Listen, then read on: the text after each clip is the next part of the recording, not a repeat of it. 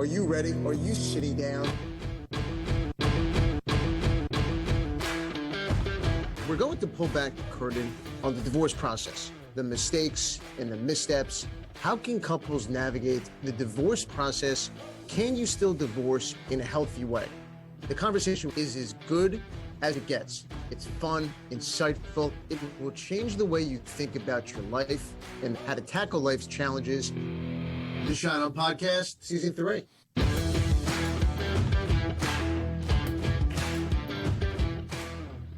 It's episode 56 of the Schein Podcast. I'm Evan Schein. On today's episode, I am joined by Dais, author of the newly released book, The Shit No One Tells You About Divorce.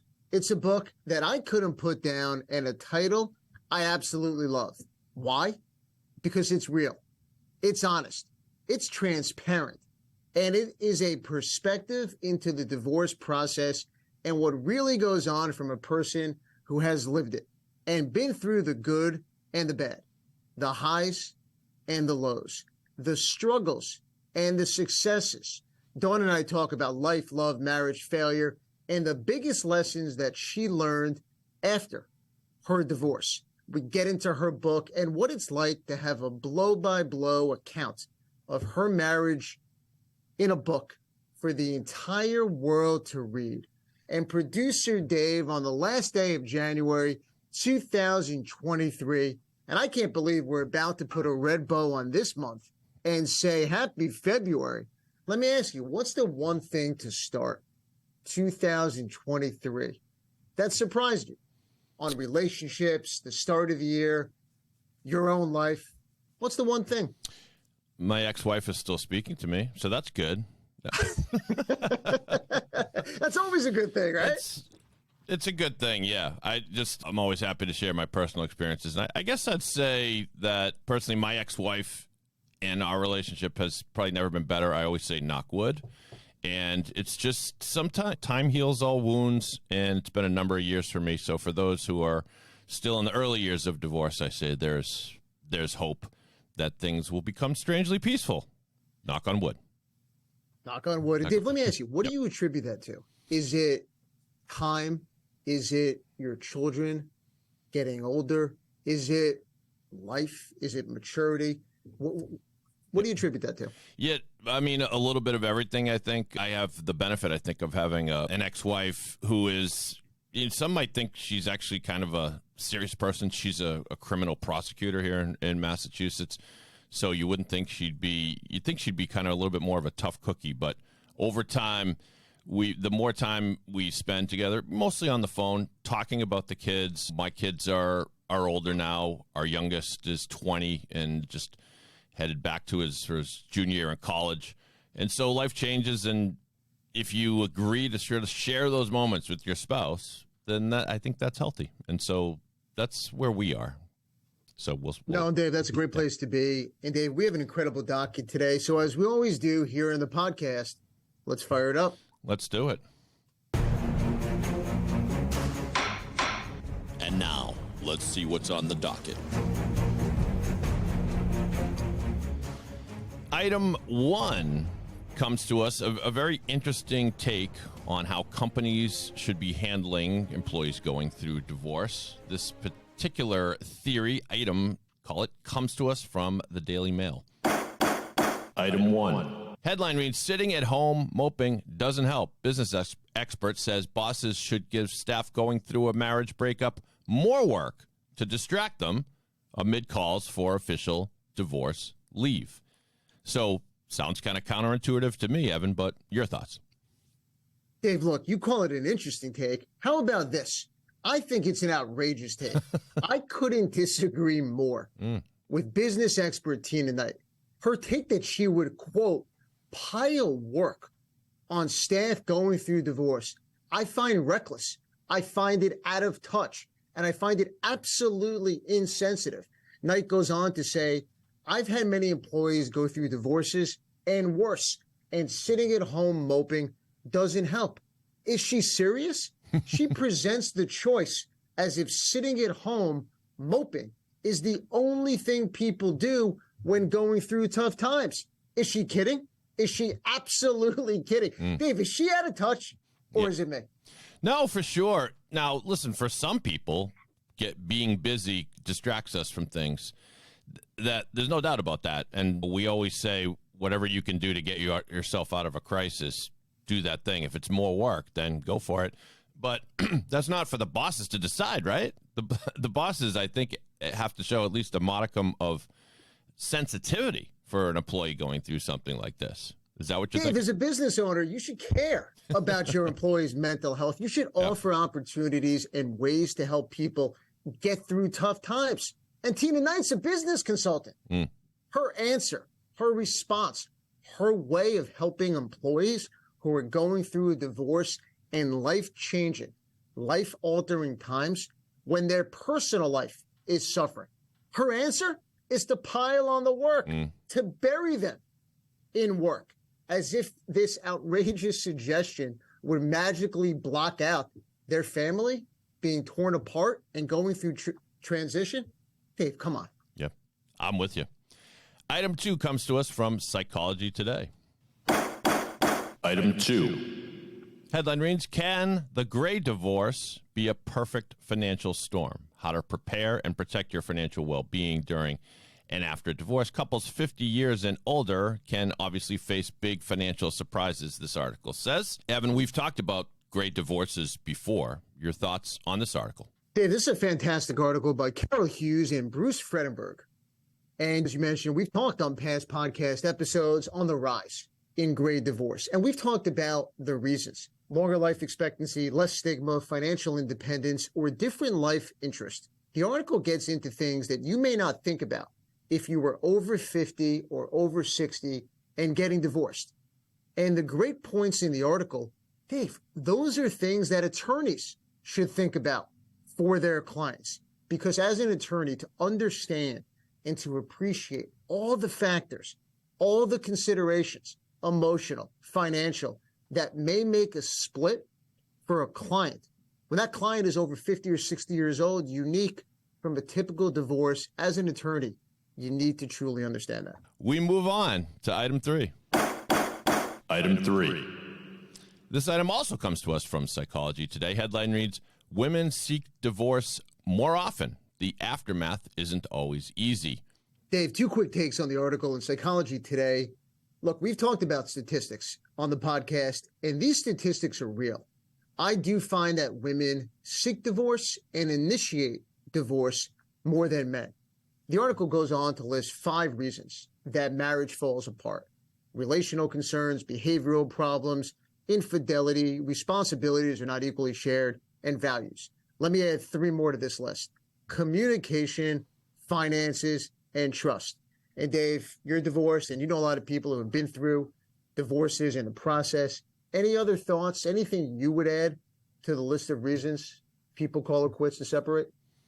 Yeah, it's, well, like a lot of things, I think time, we change over time. And I don't know if we've talked about this specifically in the past, Evan, but when the construct of divorce was first a thing way back 1,000 years ago or whatever it was, people only lived to 35, 40 years old. They didn't have the benefit of a huge window of time to sort of evaluate their life and whether this made sense. Basically, you got married, you had kids, and then shortly after that, you left the earth. So that's an obvious point here, but with people living longer and being healthier, I mean, my mom's 80. She still goes to her Zumba classes like every Tuesday, and she's like jumping around like a teenager. With all that time and all that time of sort of level-headed thinking, I think you could just simply evaluate what you want to do with the rest of your life, and that may include getting divorced. And Dave, by the way, speaking of Zumba, Yep. My father can't get enough of Zumba. Really? It's like he loves it. He's been talking about these classes, these Zumba classes, for years. He can't get enough, so it's good to know that somebody else also does it. So, yes, it'll have to have my mom, when she visits New York, find out from your dad what the best Zumba classes are in that area. I love it. We are now up to the portion of the program where we hear from you, the listener, in this installment of Ask Evan. Ask Evan. Ask Evan. Ask Evan. Today's edition of Ask Evan. This question comes from Samantha in Scarsdale. She writes as follows, Evan. I am coming off a 3-year divorce with my ex. It has been a challenging time for me, but I am looking to start fresh. I'm in my mid-40s, and now that I am through my divorce, I am hoping post-divorce life brings the happiness I read so much about. My girlfriends want to throw me a so-called divorce party. I like the idea. It sounds fun and a way to start this new chapter, yet I also feel conflicted having a party to celebrate what was a tough chapter for me. Have you had clients feel this way before? Samantha from Scarsdale, thanks for the question. I had a client sitting in my Westchester office just the other day. She was in her early 40s, and she had just received her signed judgment of divorce back from the court. She had mixed emotions. Her divorce was a bit shorter than yours, but she too was in conflict. She was tired. She was exhausted. But she was also excited about the future. She too was looking forward to the next chapter. She had a job that she loved, and she recently started dating someone. Yet divorce, Samantha, it brings so much emotion from all different angles, and it's a lot to process. But I would say that if your friends want to throw you a divorce party, do it. Enjoy it. Celebrate this moment. Celebrate moving forward. Celebrate the start of this chapter. And oh, by the way, if you need some divorce party ideas, check out the fun article from January 27th by Kelsey Krieger in Parade. And Dave, let me ask you, did you have a divorce party? Have you ever been to a divorce party? No and no. And it's interesting because I love a good party like everyone else. And I do think that if you make it through the throes of the divorce process and you're looking towards a happier tomorrow, it is something to celebrate. But no judgment on others, but I personally thought it would be distasteful. I would think about what my ex would think if she saw pictures posted. Hey, I had a great time at Dave's divorce party. That would be, I think, a bitter pill to swallow for her. And so it's a delicate thing. On the other hand, if you feel that you're the one who's kind of been spurned in this thing, maybe it is a moment of retribution for you. So those are my thoughts. And Dave, that's exactly why phones and picture taking and posting to social media is an absolute no-no at any divorce party. That's another edition of Ask Evan. If you want to submit a question for Evan to answer on the podcast, email producer Dave at david@pod617.com.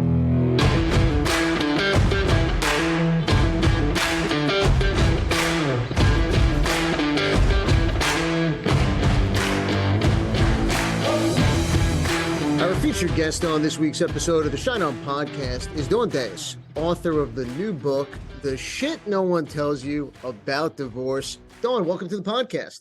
Thanks for having me, guys. Dawn, it's great to have you on the show. And Dawn, we're going to get into the book, but I want to start by asking, many people take great pains to keep the details about their divorce private. So what led you to the decision to share the details about your split publicly in your book? That was kind of the line that I had to walk very carefully when writing the book. This is, I think, my 10th book that I've written, and I am very aware of the fact that you're writing in permanent ink. And I was writing this book when I was probably about a year and a half out from my split. And I also know that when you write something, it doesn't come out for a year. And I knew that I was probably going to be in a different headspace in a year. And so it was, all these things were kind of going around in my head when I was writing it. You have to be conscious of the fact that you're writing about other people, and not only my ex, but my kids will read this someday. So that was actually a really big consideration in writing. There was a lot of edits. There was a lot of cuts. There was a lot of my editor saying, this is great, and we can't use any of it, but lovely. So glad that you got that out. But yeah, I did a lot of that. So there are a lot of things in there that I think are vulnerable and the truth, but there's definitely, it's not everything because it's not just my truth. There's other people's truth, and I don't have the right to tell everybody's story. So I kind of just try to tell my story, and then at the same time sort of make it universal for everybody that's going through this shit show that I think is somewhat universal in theme. And Dawn, you mentioned your many other books that you wrote before this one. Was this the most difficult one to write for you? Oh yeah, for sure. I've written mostly humor books. Like I trained for a marathon. I'm like the world's laziest person. And so a lot that was just kind of naturally funny. And then I had kids and that kind of brought its own level of humor to it. And that's when I started writing my Shit No One Tells You series because I had no idea what the hell I was doing with my children. And so those books and most of my books were written from sort of a humor bent. And this one definitely has humor, but it's not an overtly humorous topic. And so a lot of I tried to constantly find humor in it, but it was mostly just in like the absolute absurdity of your life after divorce and just kind of the sort of stuff that's not really funny when it's happened. I guess parenthood's like that too. It's not very funny when it's happening and you look back and you're like, wow, that's actually just ridiculous, and you can find the humor in. So I'm always kind of looking for ways to find humor in situations where people might be going through them and feeling like, oh man, this is not fun. So, but yeah, it was definitely the most difficult because, like I said, it involved other people's stories that I wanted to be conscious of. And so, Dawn, the title of the book and really the title of the series is The Shit No One Tells You, and this one is about divorce. And so when I look at that title, and again, I want to ask you because to me, I love the title and you're spot on because there's so many things as someone who's been through the process, gone through it, that when you look back, what's the one thing that you wish someone told you when you started on your divorce journey? I have a quote at the beginning of the book from Brene Brown. And it starts with, we don't talk about grief as a part of change enough. It does people a disservice. And if we don't understand that grief is going to be part of change and that loss is going to be part of change, I don't think we can successfully evolve. And I think that for me, I was in a marriage that was just sort of dying on the vine for years and years and years. And when you're in that kind of marriage, you sort of see divorce as your finish line. And you're like, as soon as I get there, then everything is going to be awesome. And I was just exhausted by the time I got to that finish line. And it turns out it wasn't a finish line at all. It was just like another beginning of something that I guess I just wasn't expecting it to be. I thought, especially because I'm the one that ended my marriage, I think I just thought it was going to be a lot easier than it ended up being. And that's just naive. But, you know, that hindsight's 2020. So I think the biggest thing I really wasn't expecting is how much I was going to have to go through after what I thought was the end. It was all good. Like I'm about 2.5 years out now, and I'm just a completely different human. And it all is because I went through, and I didn't shy away from it. I went through it, all of it, and came out the other side a much better version of myself. But I think a lot of times people, when they come up against something that's hard, they think, oh, maybe this isn't the right choice. Maybe. It's like, no, just keep going. Keep going. I promise there's something better waiting for you on the other side of all this. And Dawn, you created an interesting and really colorful list of phrases when you went through the divorce. And I'm going to read you each of those different phases and ask you to give us a brief description of each one in 1 or 2 sentences. First, denial. Well, one of the first therapists I met with really wanted to equate divorce to grief and said I would go through the same phases you go through for grief. And she was right in some regards. And for me, the grief was the losing my kids half the time. I wasn't expecting that. I wasn't expecting the grief from that. I had grieved my relationship years before, but losing my kids hit me much harder than I thought I was going to. So I thought there are stages of grief, and they are very similar stages of divorce, and they are very similar to grief, but they are a little different as well. And so the first one is denial, that's the same one with grief. That's first stage of grief too. And I think that's just it's just a lot of denial of what is happening, what has happened. There's a lot of denial of your role that you played in things, because everybody's always the good guy in their own story. And eventually that denial has to morph into something a little more introspective if you're going to make any headway. But yeah, that's kind of the first one, is like fingers in the air, blah, blah, blah, blah, blah, nothing's happening, everything's fine. It's not fine. Now let's jump ahead to another phase, Netflix and cry. Tell us about that. That was my, I would just kind of sit on the couch and eat Chinese takeout and watch. And this, I split up during COVID. So like it was isolation on isolation, because you couldn't even really do the like, hey girls, let's go out and get my mind off this. Nope. We are all on quarantine. So you need to just sit in your house and be pathetic. But I would just watch like the saddest documentaries. I mean, some of those documentaries where you're just like, at the end of it, your whole soul is just empty because I mean, the most depressing documentaries I could find. And I don't know why, but I just kept watching these. It's sad and pathetic. And that's exactly what I was doing. I was just sort of leaning into it. And people would text me, how are you doing? Just great. I am doing awesome. I am watching this documentary about just awful topics, friggin' Holocaust and Newton shooting and all that. And I'm just like, I'm eating takeout. Yeah, maybe it was just my way of like giving myself permission to grieve through documentary and wontons. I don't know. Let me ask you a question about that. When you would get those text messages from friends, from family, checking in on how you were doing, did you like it? Was it annoying? Was it sort of, did you want to be alone? What was your mindset given that phase that you were in at that time? My friends and my family, my friends especially, know me well enough that they do a good job checking in without saying, hey, checking in. Yeah. They'll like send me a stupid meme, or like send me a link to something, and we'll get talking. And it's mostly, I thought they did a very good job. And I do that sometimes with people who are in different states of grief, whether there's been a loss or a health issue or whatever. I'll talk to them about it, but a lot of times I just try to make them laugh, like, and talk about anything but the thing. My friends did that for me a lot. And they were just sounding boards to like the ridiculousness that was going on. I'm sure they were so tired of me and my bitching about whatever. Yeah, it's hard. It's hard people need help, but it's really hard to know how to approach it and not be annoying and not be like overstep.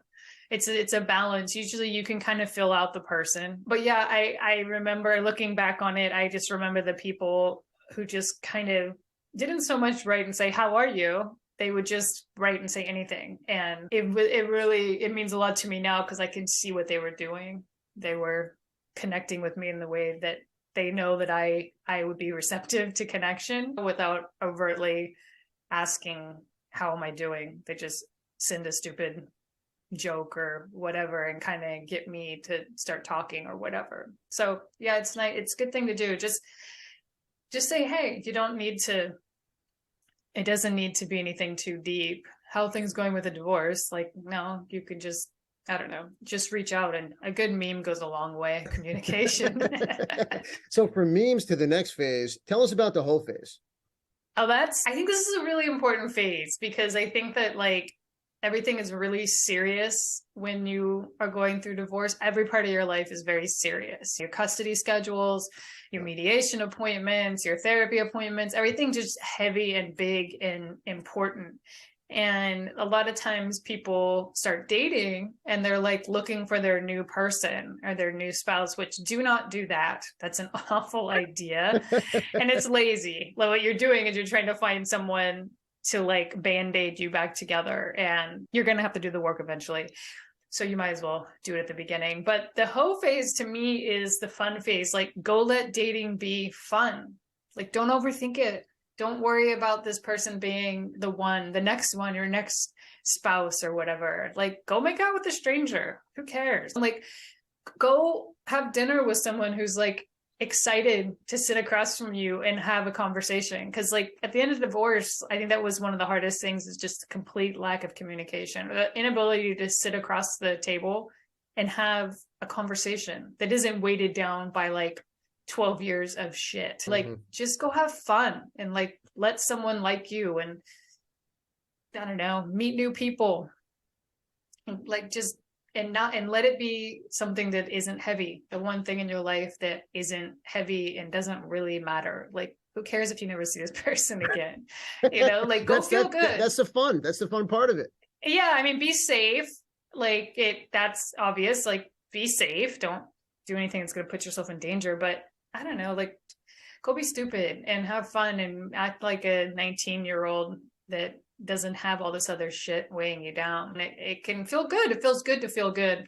I think sometimes that, transforms into a relationship because people are so excited that they feel good with someone that they're like, this is the person. You're like, probably not. It probably just feels really good to feel good because you haven't felt good for a really long time. No. So like, don't like make this into something bigger than it actually is. It's just a phase, a lovely phase. And Dawn, you've said that after a divorce, people can really discover a better version of themselves. What do you mean by that? Well, I don't know. I just think, especially if the marriage had kids involved, I remember I was drowning in kids and relationship and job and everything for a long time. And especially with kids, and I love them to death, but raising babies is a lot of work. And you don't really put yourself in you don't put yourself in front of anything. You just kind of keep pushing yourself down the list of things to do. And I really, really didn't like losing my kids 50% of the time. It was really, really hard. But then on the other side of that, I had 50% of my time to like just take care of me. And that was crazy eye-opening. When did you realize that part of it, that other piece, that even though you were not going to be with your children 50% of the time, but you would have 50% of the more time for yourself? When did that click for you? Like I said, it was the pandemic. So I probably would have clicked a little earlier if I had the ability to like go outside the house. But even at the beginning, I'm pretty good. I've dealt with like depression and stuff throughout my life. And so I'm pretty good at taking care of myself. And I knew I had to keep moving. I knew that I could only do the Netflix and cry for so long before like I really needed to like move. And I remember it wasn't that long after one of my friends invited me over to like sit outside and have an outside like fire pit talk and like wine or something. And I was like, oh, okay, this could be fun. Like, I don't have to get home to my kids and I'm just sitting here, I'm being human. And then I was like, well, we got to make the best of this. Right. And I can't just sit around like being so sad that I miss these kids. I have to go do stuff. And so I started getting hobbies and making plans and doing things. And then I don't know that I found a better version of myself. I think I reconnected with kind of an older version of myself, like when I was younger. And I think I just kind of found myself again, because you just get buried beneath the day-to-day of raising small children and being in a relationship that is not happy. It's just, I was gone in a million different ways. My friends, when I, like, not that long after, my friends would be like, hi, welcome back. Like they didn't even notice it because it was so slow. Yeah. And then when I came back to life, they were like, oh my God, I had no idea you were so far gone. And because I was just numb. I was just completely numb to everything. And so, yeah, that has been definitely a silver lining. And my friends that are married with kids are like, yeah, I wouldn't hate to not have my kids half the time. And I'm super lucky because my kids, my ex is a really good parent. And so I know when they're not with me that they're safe and they're loved and they're taken care of. So I don't have to like stress about that. I can just be like, they're good. Everybody's good. Now I'm going to go be good. I need to be good in order for me to be good for them. And that's the kicker too, is that I stayed for so long because I couldn't bear the thought of not being with them. And then now I realize that I'm so much better for them in the 50% that I have than I ever was in the 100% of time that I used to have them, because I was gone. I was just numb and I wasn't happy. None of us were happy. Well, the kids, I don't know, but my ex and I were not happy. And that makes for a home that's not happy. And now they get to be in a happy home 100% of the time. And that was the goal, right? So it sucks that had to happen because we broke up, but it's pretty beautiful that we made it to the other side, and we are providing that for all of us. Absolutely. Don, what does your ex think about your book? I don't know. Actually, we haven't talked about it. It's one of those things that I was going to show it to her when I was writing it. And then I was like, my therapist is always what are you doing? Why are you doing this? What is the outcome you're hoping for? And I think ultimately I was hoping for like oh yes, this version is totally the version that I agree with. And the fact is, like, you have two different versions of reality. And I think the more distance we get from it, we have kind of come to a point where there's a grace of understanding that relationships are nuanced and we both played a part in it not working. And so I tried to take that into consideration when writing. There's, like I said, a lot of edits. So my cat just walked in the room. My cat gets very upset when I'm talking on Zoom because I think she thinks I'm losing my mind. So she comes and starts meowing at me like, oh no, who are you talking to? So I don't know. We haven't talked about it. I know that I edited a lot because I was writing it knowing that she was going to read it. My kids are going to read it, that kind of thing. I hope that I gave an account that is honest in what I did wrong too. And I don't know, you have to take responsibility for the roles you played. And I hope that I did that enough. Dawn, statistics typically put the divorce rate right around 50% of all marriages. Of the 50% that remain married, in your opinion, what portion of those people are actually unhappy, stay in marriages far too long, but they're too scared to leave? I don't know. I really don't know. I mean, have there been studies on this? I'm sure there have. Yeah, there's studies, but you talk about how you stayed obviously with kids and things like that. And people stay for all sorts of different reasons. And as you reflect to that point in your life, thinking about people, friends, people who either were in similar situations, different situations, people struggle with making the decision because it's such a big one. When's the right time to leave? I mean, my editor would constantly say, you need to add stuff in this book for people that don't have kids. And I'd be like, that's a completely different experience, because if I divorce someone and I don't have kids with them, this is a very less complicated situation. That the growth and one of my friends said the other day that she watched her brother go through divorce and realized that their relationship, they had to work harder after divorce than they did when they were married, because that was another thing I didn't expect. Like, I kind of walked away from the marriage table years before I actually left. And then we got divorced, and we have to do the most important project on the planet together with raise these kids. Yep. And so then we have to come back to this table and learn how to communicate in ways that we just never were able to do when we were together. And it's like, it's maddening, especially at the beginning, because you're like, didn't I blow up my whole life to get away from you? And now I have to deal with you every day. And not only do I have to deal with you, I have to actually deal with you. And I have to actually figure out ways to communicate. And I have to show you grace, and I have to grow, and we have to be gentle with each other, and we have to communicate well. It's ridiculous. But I do think that I stayed for a good 5 years longer than I wanted to, that I should have. And I think that, I don't know, it's hard because I just wasn't ready to leave my kids. They were little. I think they were 6 and 8 when I finally left. I don't think I could have done it when they were 3 and 5. I just don't think I could have. I tried a couple of times. I put deposits down on apartments, and then I was like, I can't do it. I can't leave these kids. So there was even a period of time where I was living in a different room downstairs. And that happens sometimes too. People are just cohabitating. Sure. And I convinced myself that was totally okay, because I wanted to be there for my kids. And my friends were like, what are you doing? And I'm like, no, it's fine. It's fine. These kids are the loves of my life. This is what I'm doing. And I think that period of time was probably just the worst, because it's this weird purgatory situation where you're not in a marriage, but you're not in a divorce. and it's over, but you're still having to cohabitate with somebody that you don't want to be with. And that was really toxic because it was just, I don't know, it was bad. And so I would always recommend to not do that because I think that if we had broken up before I got to that period, I don't know, I think that co-parenting would have been easier. At least the explosion maybe would have been easier. I don't know.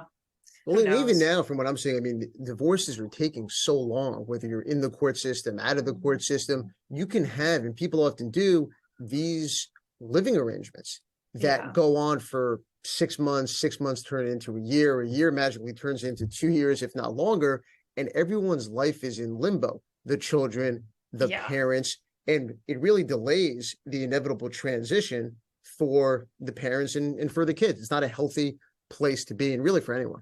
No, it's not, but you talk yourself into it. A lot of times there's financial issues. Like a lot of people have to sell their house. And so it's just like, it's a lot, and it's a lot to manage blowing up a whole life and figuring out when to pull that trigger. And I don't know I can't say what's the right thing for anybody else. I've had a lot of people ask me for advice because I wrote this book, and now I get a lot of like DMs from friends and acquaintances, and I'm like, okay. And they're just like, I want advice on should I leave? And I'm like, I don't know. I don't know your situation. I know our situation was I needed to go and we needed to not be together. That's just our story. But, you know, that's not everybody's situation.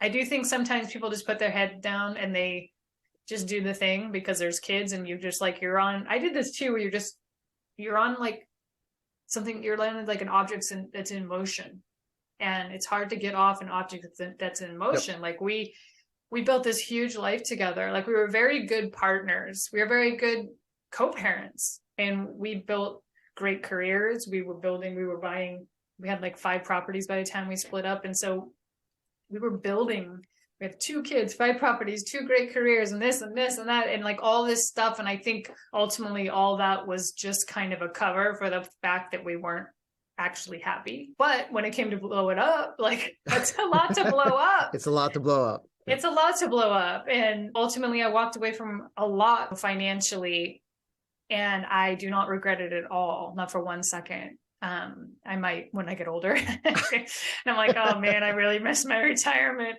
But I've had friends that do that too, where they're like, I don't want to do this. I'm thinking of taking her back because I don't want to buy her out of the house. I'm like, oh my God, no, do not do that. You cannot get back with her because you don't want to buy her out. Like that's not a life. Don't do that to yourself. Like it's just money. So I don't know. And then they say that second marriages have a much higher failure rate. And I think it's probably because people like get the hell out when things are not going well. Whereas with the first one, you got kids, and you're just like, you put your head down, you stick it out. And then the second one, you're like, nope, peace, I'm done. I think, and maybe there's not as many kids in that situation, but also you're not going to do it again. Maybe, I don't know. Maybe that's the psychology behind it. And on your books, the shit no one tells you about divorce and your other books, they really seem to reflect sort of a phase in your life, whether it's pregnancy, raising children, and now divorce. So I have to ask you, what's the next book going to be? I don't know. Everybody keeps asking me that. I'm actually working on a fiction book right now with my kids. I'm writing a middle grade with them. I've always wanted to write fiction. And I think that's been kind of an interesting thing because a lot of my other books, all my books have been about surviving something, especially divorce, the ultimate survival. But everything else that I've written is like a funny take on surviving these like crazy undertakings. And I think one of the biggest things that's come out of my divorce is like I came back to life in so many ways. And one of those ways was creativity. Like I found my creativity again. And it's been fun. Writing books that are nonfiction is a navel gazing that can get a little tedious. Even reading this book, I wrote it like, I don't know, a year ago. And I read it now, I'm like, oh, Lord. Like, it's a time capsule. Not everybody has their journals published. It's not awesome. But there's a like a navel gazing to it that can get a little tedious. So I don't know. I'm writing fiction and I'm having a lot of fun with that. Who knows what other crazy shit I'll take on and then write a book about. Hey, Don, just one question from me, producer Dave. Most of what you write about seems universally familiar. I'm a divorce guy. I recognized a lot of the themes and struggles that you write about. Were you even sort of cognizant of the fact that what you're going through as a same-sex couple might be different from that of a straight couple? I think I became more aware of it as I talked to other queer people who had gone through divorce. And then my therapist made a point that even finding resources, it can be difficult. And that's something that I got lucky with. But like when in conversations with most people that I don't know, I use like they, them. I don't reference the gender of whoever I'm with. And it's just sort of a protective thing. And I'm not even conscious of doing it. And it's one of those things that you just never, when you're queer, you're constantly coming out, and it's freaking annoying because it's just like, I need the guy that comes, the pest control guy to know my story. Like, it's annoying. And you have to make this constant like decision whether you're coming out to this person. But then when you're going into a divorce situation, you have to make sure that you have